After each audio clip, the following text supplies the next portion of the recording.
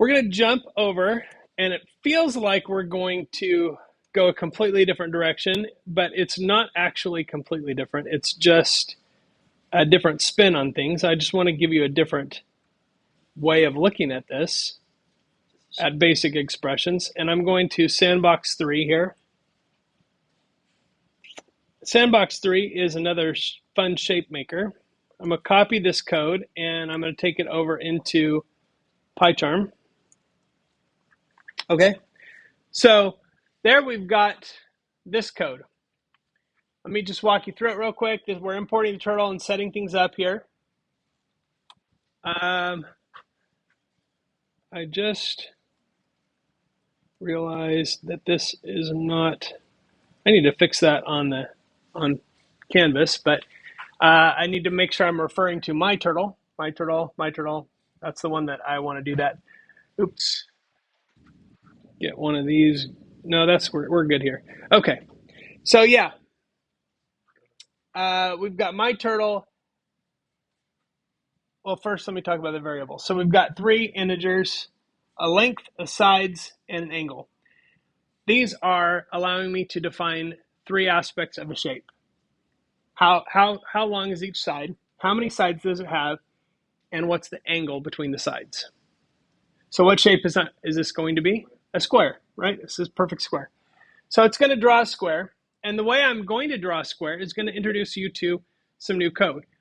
I'm just going to tell you, don't worry about some of this code. I'll tell you what not to worry about, and then we won't worry about this code. We'll just use this code because you don't have to understand code in order to use it yet. But my turtle.begin fill says I'm going to draw a shape, and I want you to start drawing the shape right now. And when I call end fill, it says, okay, I'm done drawing the shape, now fill it up. Okay, so whatever happens in between here is what draws the shape. So it says begin fill and end fill. That's how you tell it what to fill that up with. And you can tell it what color and all that stuff. So for X in range, this is the part you don't need to worry about.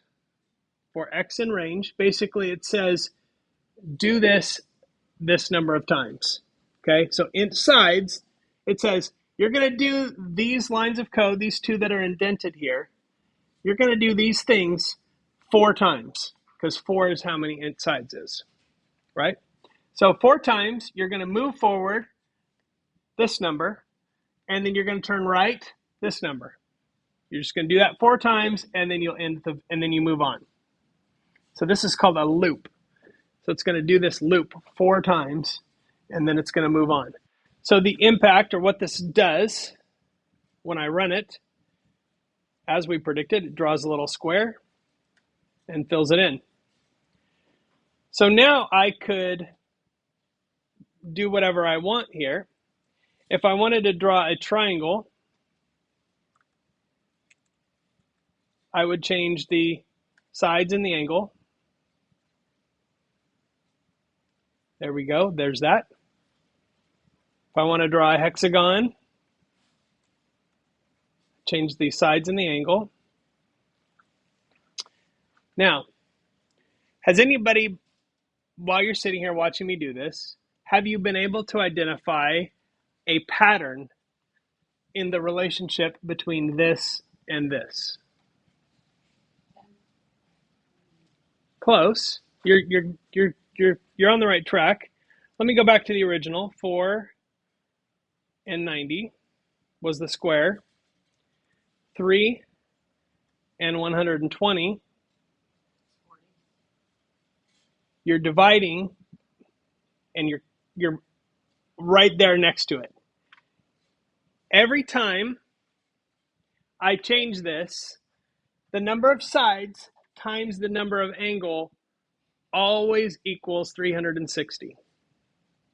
Because if you think about it, it's going full 360 degrees.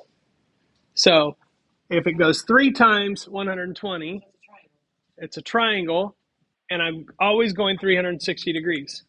So if I go a hexagon, it's 6 times 60, and it gives me 360 degrees. So there's an easier way to calculate the angle, because what if I want a shape that is 27 sides? What's the angle going to be? There's a formula for this, right? If I change this from a static number to an expression, then I can have it figure out the angle for me. What's the formula? You said it. What was it? 360 divided by the sides, right? 360 divided by sides. Now I have a 27-sided figure. So I can literally do that however I want. And if I make it smaller, then it won't completely leave the screen.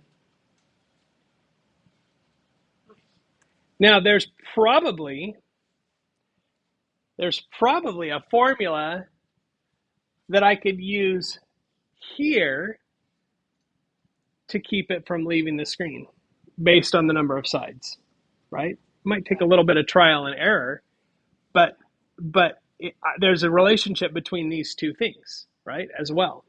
So it's interesting because if I wanted to, let's just say I go 5 and I go 100. At some point, I'm drawing something that looks an awful lot like a perfect circle.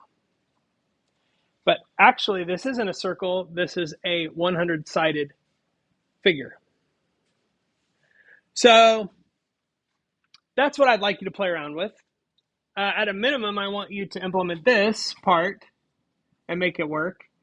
But what I'd love for you to do is figure out a formula that keeps the turtle on the screen, automatically adjusting this for how many sides we have. I will give you a hint. For those of you that are interested in math, I think it's a nonlinear equation. In other words, I think there's an exponential nature there, because it's going to go, and then the size is going to change only slightly. And I don't know what that is, but I think we could figure it out. Anyway, that's something to play around with, sort of extra challenge. But that is the assignment for the Sandbox. And I'm going to give you a little bit of time here, like 10 minutes, to play around with it. I'm going to pause this video and let you play around, and then I'll come back and I'm going to explain assignment 3 as well. All right, if you can join me up here for just one more thing.